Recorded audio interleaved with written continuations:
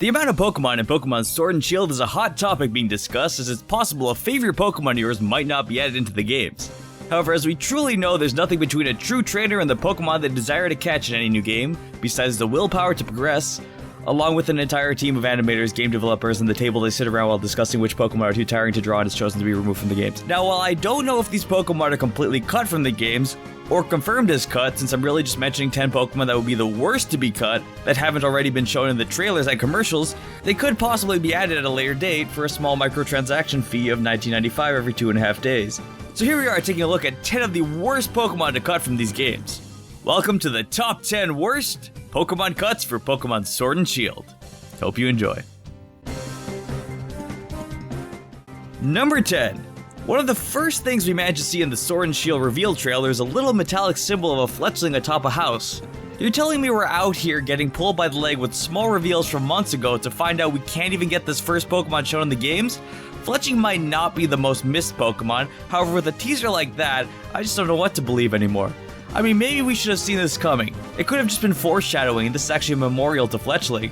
We were kind of warned that the game footage was not final, but who, in a region where the Pokemon does not exist, is making these metal statues to put atop your houses? Are they like scarecrows? Well, no, they don't have those either because I don't think Cactuar's in the game either. I guess this is more of a statement where Galarian traders travel across lands and make art inspired off things they can't have. Should just remove the footage part and put game not final at the bottom. Number 9. Melton. I can see the idea if you're going to cut Pokemon, then wanting to cut mythicals and legendaries is probably your first topic of discussion, since making them more nurtured into their own home generation is probably a good argument for that, along with having to make a special location for each since you can't just have them roam in the wild. Unless you're a roaming beast, or that one time they did with the birds. However, Melton just popped in the middle of Generation 7 and Generation 8 out of Pokemon Go, and then only being transferred over to Let's Go. And when you're adding this guy to Ash's team and not giving it a small little location to be picked up for your Gen 8 adventures, or even being available to be later caught in its home region of Alola, it's a little disheartening. Darkrai got its own island. Maybe a little side quest mini-cave for Melton would have been nice for Gen 8. It's more so just because of the initial hype that this guy would have been a new Generation 8 Pokemon that makes it a little bit of a sharper cut than some of the others, as well as not being able to run through the games and seeing if Ash's Sun and Moon team could do it. Well, I mean, you probably wouldn't have been able to do that anyway, since I doubt most of them would be available besides like 2, and the 2 being Sun and Moon Pikachu and Season 1 overweight Pikachu. Everyone else seems out of the picture, and while I do think it'd be a bit of a mistake to cut Melton, I guess we did at least get it recognized in the anime, so it brought about some popularity to be used, even if it's just in Let's Go. Number 8. Exploud. I don't know how popular Exploud is in its entirety. I imagine there's at least a fan base out there for it, like a small dark cult called Team Loud, or possibly Team Yell. I mean, maybe Team Yell's a little more pink than Exploud's purple, but I can't imagine them not being drawn to a Whismur and having that as one of the team's signature Pokemon.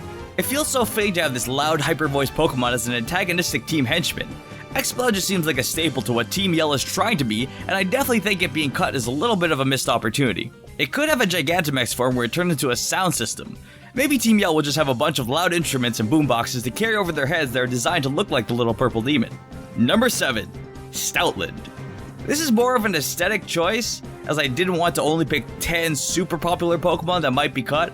Although dog Pokemon are always a plus, and with Yamper being drawn to the mix, I can see the need for dog Pokemon being a little bit lowered. However, a Terrier would have been a pretty prime go-to breed of dog for the region we're going into. That's it, that's my reason. I mean, it's like one of the most obvious dogs that you would think could show up in the region, and nearing the equivalent of expecting it to be in games because you just happen to see a metallic house decoration of it. Which apparently just isn't a constant confirmation, so I'm just up here in shambles at reasoning. I'm sure this would lead to some Pokemon fans hunting for one if they don't know whether or not it's in the games, and if they're doing a full UK lock, or a Bregs lock, picking out only British looking Pokemon. So it seems like it would be a surprise not to see it in the games, and would be a worse reaction than say like Simisage not being in. Number 6. Smeargle. I just went down the line of normal type Pokemon. I just think it's posh, that's all. I mean, it looks pretty pleasing for the Galar region, and it's only like one spot in the Pokedex. Unlike if you add in one of the Tapus in, you're forced to bring in all 4 at that point. I mean, that has to be a thing they have to do. What kind of game do you think this is? One that gives Weezing a new form but just removes its partner in crime known as Arbok? Or brings in a Charizard like Oak only ever offered you one now that he's old and forgot about the other 2 when coming over? They did that, didn't they? Well, Smeargle just seems to be a saddening cut, and a Pokemon I felt could have had a nice Galar form. Even with only small changes like Mega Kangaskhan, you know, that Pokemon that I always forget has a Mega because there's about one change in it. Well, at least Smeargle has its paintings to hang on to. They'll probably sell for more too now it's looking to be removed. Number 5. Mighty Etta. This isn't just about the Pokemon itself. I mean, Mighty Etta's always been on the lesser side of things with how cool it is, even though it got the teams in Generation 3 to give some more notoriety to it. However, you're just gonna bring Zigzagoon in to take over its Dark type and then evolve too? Like with the removed Arbok and Galar form Weezing, these two were a pairing that didn't have the biggest gap in fans, but this is like the opposite of Butterfree to Mega Beedrill, which they also now counteract with no Beedrill and the Gigantamax Butterfree. However, before that, Butterfree was a much more popular Pokemon than Beedrill, and then Beedrill got a Mega Evolution to at least bring its social status in the Pokemon region a little bit higher. But now you're just gonna give the war between Zigzagoon and Poochyena a new territory, and now it's a Spy 2 infiltrating the Dark typing from the inside, just removing the memory of Poochyena with Lanoon evolving into bipedal Mightyena? I mean, I can see the argument that Mightyena got more of a spotlight in Generation 3, but I don't think it was ever that much more popular than Zigzagoon compared to most. But just receiving a type swap with nothing for the poor Pooch? This is insider trading. Number 4. Arceus. You're telling me the guy who supposedly created the entire Pokemon universe can't enter a region that he supposedly also created? Does Arceus need a passport for his own land? This is like the Queen of England not being allowed to enter England. Except worse, because she didn't actually invent that. This is also Japan's second favorite Pokemon out of the top 100 Pokemon poll they released in Japan. So while it is a technically reasonable cut, and by technically reasonable, I just mean because they happen to be doing it and you don't typically get Arceus even when it's in the game anyways. I'm just adding in an asterisk on this statement because there's no way I'm trying to be quoted for approving any of these cuts, but I can kind of understand the thought process behind the decision even though it is an unfortunate cut. I mean, I guess it's not as bad as I'm making it out to be because cutting Arceus means they get to remove Judgment from the game, so we all just have to sit there and play in quiet. Number 3. Dragonite. I love Dragonite. Dragonite was definitely one of my top picks to look for when Mega Evolutions were being handed out in the previous games, and it is definitely one of the most loved Dragon Pokemon overall. But you're just gonna cut it but bring in Charizard? I say this as a Charizard fan. Well, that might not really add to this argument because the harder Charizard fans will see this as wrong, while the fans fed up with Charizard will take that as bias. I'm in the middle again, dang. How's this keep happening? But they're really making it hard to defend all the added-on bonuses Charizard gets over the years. I don't know why you wouldn't just put Dragonite into the games with a new Gigantamax form over Charizard. The guy with 2 Mega Evolutions, if you're supposedly going to cut the other starter Pokemon. You know what? We're adding this in here too. Number 2, Blastoise and Venusaur. Because I'm pretty sure I saw them mentioned constantly. Just throw them into the mix here. Just all conglomerating together in one big pile of stew. I know it's the popularity argument to bring in Charizard over these 3 Pokemon. Otherwise, they wouldn't have made Charizard X and Y for you to get both games for each form while making it a little less apparent by at least giving Venusaur and Blastoise one each. But if you're going to just throw it in because it's popular and giving a form to only Charizard, who's the only one of the 3 in the game, it does end up giving a pretty bad look to Charizard, and I can just see that being done more effectively with someone who's close in popularity like Dragonite, but without the backlash if you really only want to add one full evolution line of 3 Pokemon, rather than a starting Pokemon line that's tied to pretty much 6 other Pokemon like family to most Pokemon fans.